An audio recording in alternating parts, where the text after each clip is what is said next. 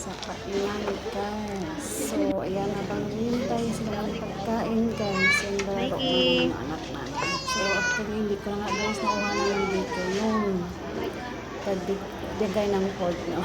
So, lalaki yan.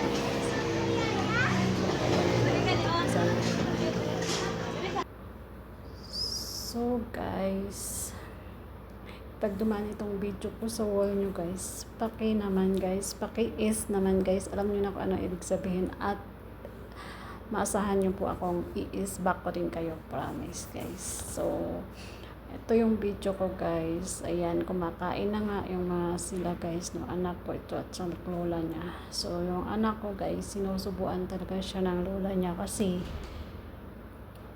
yung anak ko hindi siya hindi siya mabilis kumain ba guys, ang bagal niya, parang naglalaro lang siya. Sa bagay ganun talaga yung mga bata guys, no. Kaya yung ginagawa ng lola ay sinusubuan na lang talaga para mabusog guys. Kasi pag hindi siya susubuan, hindi talaga mabusog yan. At saka bawat subo niyan guys, umiinom talaga yan ng tubig kaagad. Iwan ko bakit ganun siya guys. Alam mo guys, dyan kapag dito siya sa labas kakain, malakas din siya, madami siyang makain guys. Pero kapag sa bahay, araw guys, hirap talaga kami magpakain dito sa kanya.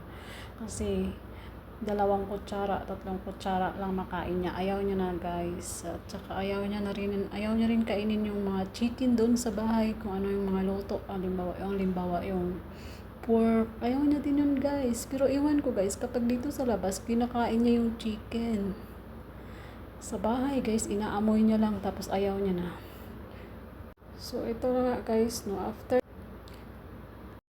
nila doon namin kumain doon guys, is pumasok muna kami dito sa grocery store. So ayan, tinatanong ko nga guys kung ano yung gusto niya. Yan lang yung gusto niya guys. Paikot-ikot siya guys, pero iisa lang naman yung kinuha. Yan lang yung niya. Kung ano lang gusto niya, yan lang talaga kunin niya guys. Di mo yan mapilit kasi ang hirap niya talaga papiliin kung ano kainin kasi halos lahat ayaw niya, kahit milk ayaw niya guys. Kaya mapayat siya guys, tingnan kasi ayaw niya kumain. Pati yung mga vitamins niyan guys, ayaw niya rin inumin kapag hindi niya nagustuhan. So tiki-tiki yun yung talaga nagustuhan niyang vitamins na lasa guys. Yung mga silin, ascorbic, ayaw na nun guys. Niya yun, sinusuka niya, ayaw niya talaga. So yun lang yung hiyang sa kanya is tiki-tiki. So hanggang ngayon ay tiki-tiki lang talaga siya guys.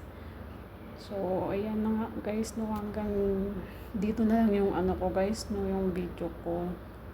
Thank you for watching guys, at pa-es na rin guys para sa sunod natin na video guys is makita nyo kaagad. Sorry guys, bago pa lang ako dito sa YouTube. Hindi ko pa alam talaga kung ano lahat ng patakaran dito. Pero sabi nila, sa katagalan, malalaman at malalaman mo rin. Kaya sige lang, tuloy mo lang kung ano pinagsimulan mo.